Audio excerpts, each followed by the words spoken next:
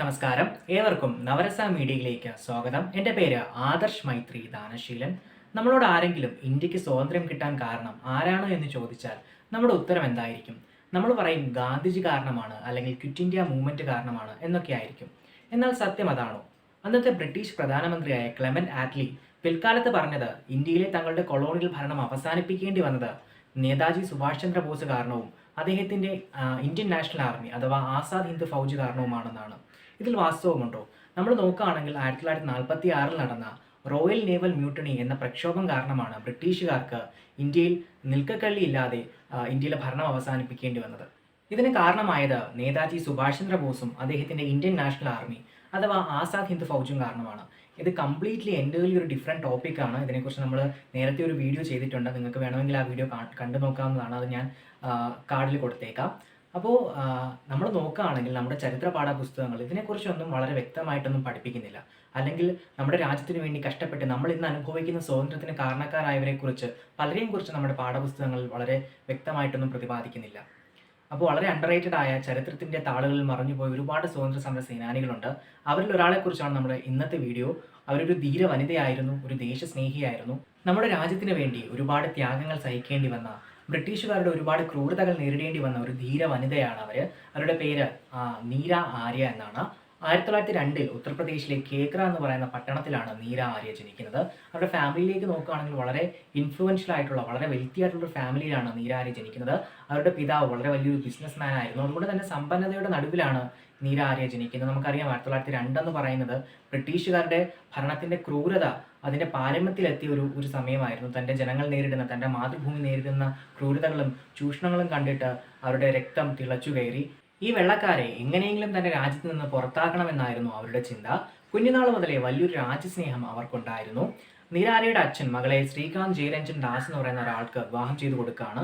ഇയാളെന്ന് പറയുന്നത് ബ്രിട്ടീഷ് ഗവൺമെൻറ്റിൻ്റെ ഒരു ഉദ്യോഗസ്ഥനായിരുന്നു, ബ്രിട്ടീഷുകാരുടെ ഒരു ആശ്രിതനായിരുന്നു. അതുകൊണ്ട് തന്നെ വളരെ ഐഡിയോളജിക്കൽ ആയിട്ടുള്ള ക്ലാഷ് ഇവർ തമ്മിൽ ഉണ്ടാവുമായിരുന്നു.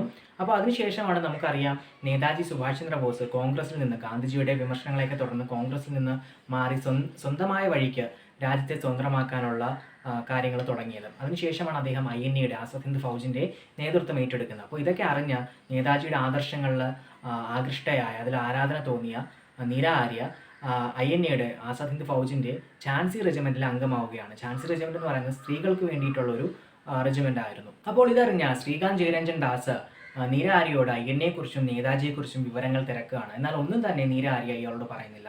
അപ്പോൾ ഇതിനുശേഷം ബ്രിട്ടീഷുകാർ ഇയാൾക്ക് കൊടുത്ത ദൗത്യം എന്ന് പറയുന്നത് ഒളിവിലിരിക്കുന്ന നേതാജിയെ കണ്ടെത്തി അദ്ദേഹത്തെ വധിക്കുക എന്നതാണ്. അപ്പോൾ നീര ആര്യയ്ക്ക് നേതാജിയെ അറിയാമെന്ന് മനസ്സിലാക്കിയ ശ്രീകാന്ത് ജയരഞ്ജൻ ദാസ് അവരെ രഹസ്യമായി പിന്തുടർന്ന് നേതാജി ഉള്ള സ്ഥലം കണ്ടെത്തുകയാണ്. നേതാജി കണ്ടെത്തിയതിനു ശേഷം ഇയാൾ നേതാജിക്ക് നേരെ വെടിയുതിർക്കുകയാണ്.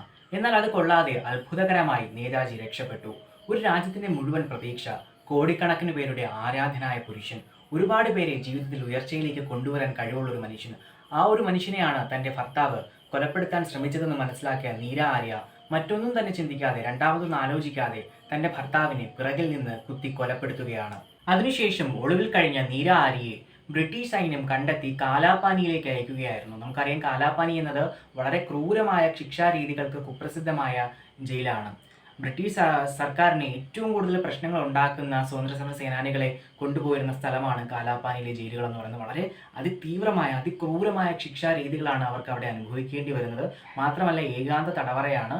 അപ്പോൾ മറ്റൊരാളെ കാണാനോ സംസാരിക്കാനോ ഒന്നും തന്നെ കഴിയില്ല. കുറച്ച് നാളുകൾക്ക് ശേഷം ഒരു ബ്രിട്ടീഷ് പോലീസ് ഉദ്യോഗസ്ഥൻ നീര ആര്യയ്ക്ക് മുന്നിൽ ഒരു ഉപാധിയുമായിട്ട് വരികയാണ്.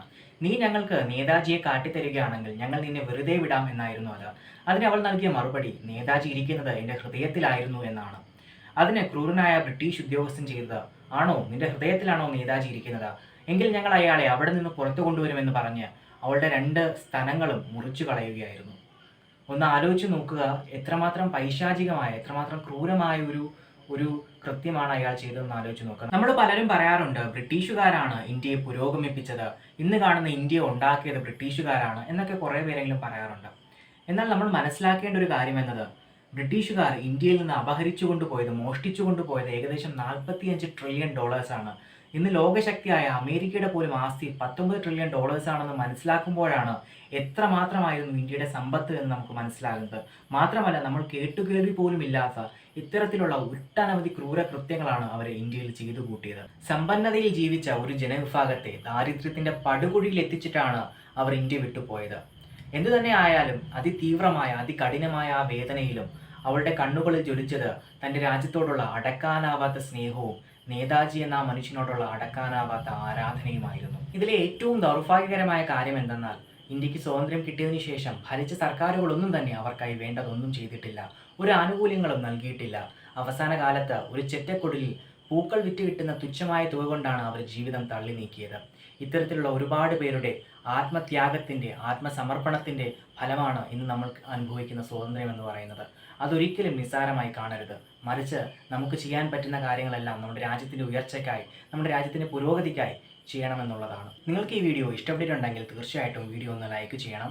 ഈ വീഡിയോ കൂടുതൽ പേരിലേക്ക് എത്തുന്നതിന് അത് വളരെ അത്യാവശ്യമാണ്. ഒപ്പം നമ്മുടെ ചാനൽ ഇത്തരം ഇൻഫോർമേറ്റീവായ വീഡിയോകൾക്കായി നമ്മുടെ ചാനൽ ഒന്ന് സബ്സ്ക്രൈബ് ചെയ്യുമല്ലോ.